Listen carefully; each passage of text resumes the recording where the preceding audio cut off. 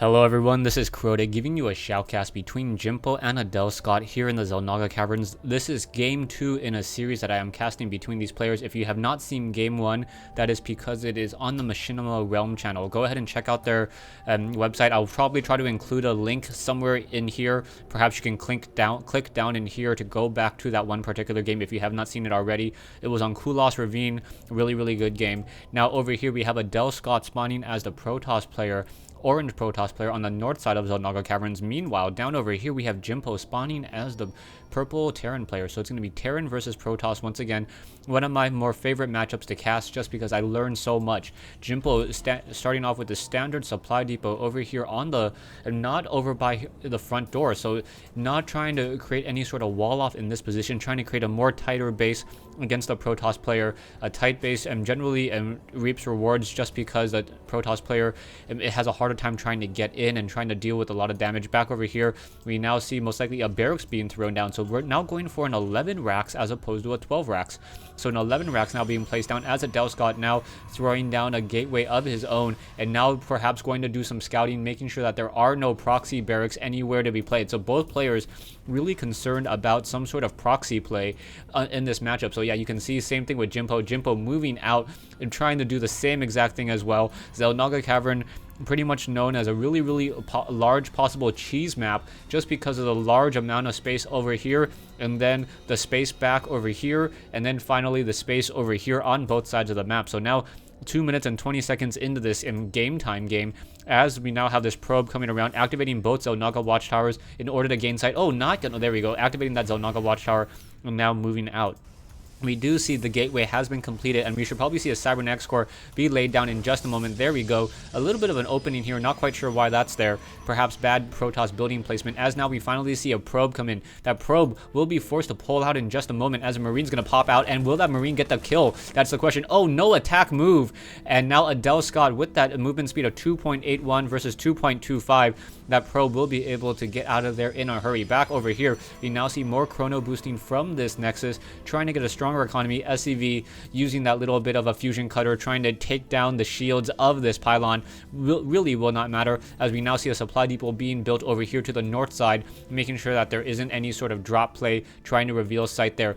Another one of the things that I noticed is the Terran buildings the SCV seems to be able to pull away before the animation is done being completed. I've noticed that on quite a few occasions, and you can actually start training or raising and lowering the supply depots as that little frame around it is being lowered. Now Jimpo training up a late Reaper, and that Reaper is going to be there mainly to do some scouting. Most likely Adelscott going to start training up some sentries. No, not training up a sentry, going for a gateway into a straight robotics facility. Normally I would have thought the Protoss player to get one sentry and try to close off that ramp on that front door, but not doing that. Instead, we do have one stalker sitting here, as now we have one Marine, one Marauder, and one SCV perhaps trying to do some sort of late push.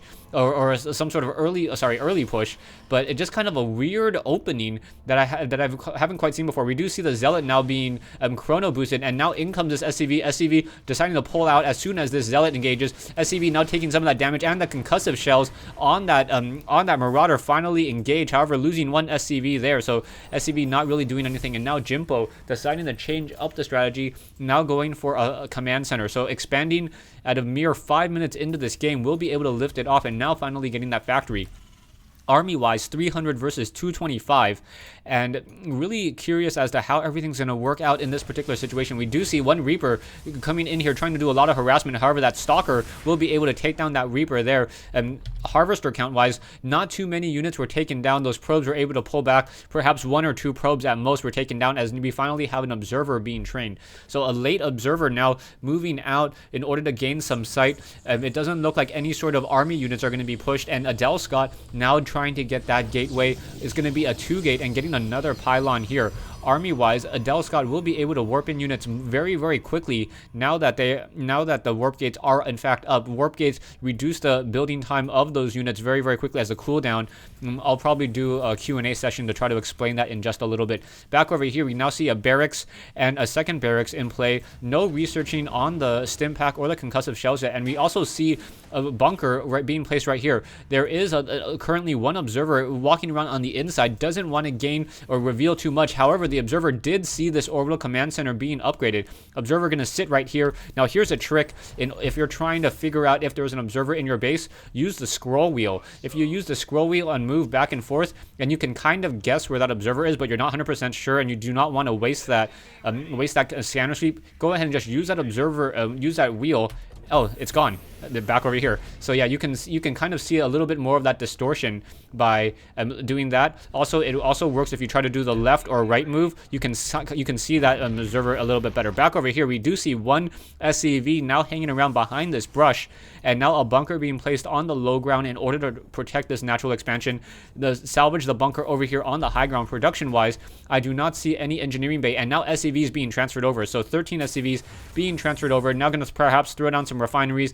SCV should most likely try to build a supply depot here in order to make sure there's no proxy play. And now there is still this SCV sitting over here as well. Nexus nearing completion, only needs about, what, 10 more units of time to be completed. And now the army of Adelscott, very, very defensive, sitting in his base at this stage in the game. We do see one siege tank, two siege tanks with siege mode, already researched. Army-wise, 1,000 versus 975. Both players just trying to stay on top of their macro, sitting at 63 over 70 versus 60 over 76. So both sides almost neck and neck there. All of this off of a 2-gate, and now we see Colossus being trained. So Colossus currently being trained. No extended thermal lance research though, and currently now we see this pylon being warped in over here to gain sight. We do see one SCV now getting some information over here on all of these probes, and a second robotics facility being placed down. So I believe the SCV was able to gain sight. I don't know if he was actually able to click on the robotics facility, I don't believe so. He just saw something being warped in, and when you gain view of it, you cannot actually click on the building to actually see what it is. So all you see is a little blue ball. However, there are some Colossus. There is one Colossus, still no extended thermal lance research, and now a second bunker. Bunkers being placed down. Jimpo throwing down a large number of supply depots, scout farms, essentially. From Warcraft 3, if you know the Terran or you know the human reference, yes. We now see an SCV trying to pull back, and a Stalker very, very smartly deciding not to find itself on the explosive end of a Punisher grenade that would have slowed it down. So 2 additional bunkers now being thrown down here. Those Marauders will have a range of 7 while inside, but that does not match the range of 9 on the extended thermal lance research that we currently see being researched by that robotics support bay, or the robotics bay here. We are also getting a forge, so we make it a level 1 weapons research in just a moment. Also getting the stim pack, and now both sides just macroing up very, very nicely. I like Jimpo's placing these farms all across the map. It really gives him a nice sense of where his opponent is, even though he doesn't have observers. So you can see all of these supply depots just scattered around. However, Adelscott doing a great job as well, just placing down pylons and observers in key positions, activating these Xel'Naga watchtowers. And Adelscott also has a very large amount of sight all across this map, and another pylon being placed here. So both sides very, very defensive. 2150 versus 2000. Still both sides even arming. Still too early to call this game. We do have one Raven now in the air trying to give sight. Will that Raven move off to the north and detect that observer? He does detect that observer, and now Marines moving out, and that one poor observer does not fly away and gets shot down very quickly. Jimpo with one supply depot over here will be able to gain sight of any Nexus that tries to be warped in, and now an SCV perhaps going to try to set up a command center here. We should see these rocks at some point in time being destroyed as well. Army of Adelscott now moving out to take down these destructible rocks. This is something that I thought Jimpo would have done. Jimpo could have placed a planetary fortress here, and it is very, very hard to put pressure on this semi/choke point if there was a planetary fortress here, and also guard these high yield minerals. We now see an SCV. SCV still does not see that there is a pylon over here to the north. So we'll see if there's any sort of warp in play. Currently warping in 3 additional gateways, now upgrading into the warp gate. And now we see more mass immortals being trained. Level 1 weapons upgrade nearing completion.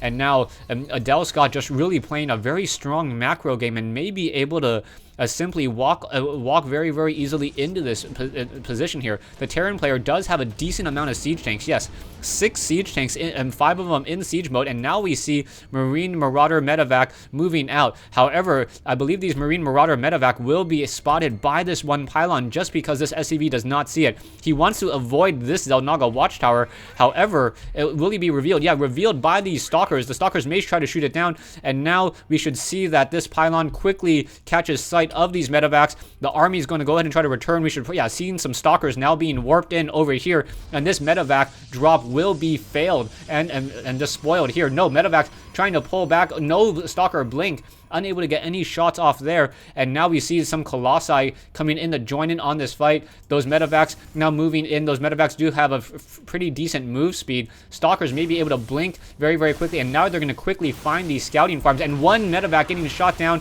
a second medevac down to 52 hit points, but no stalker blink.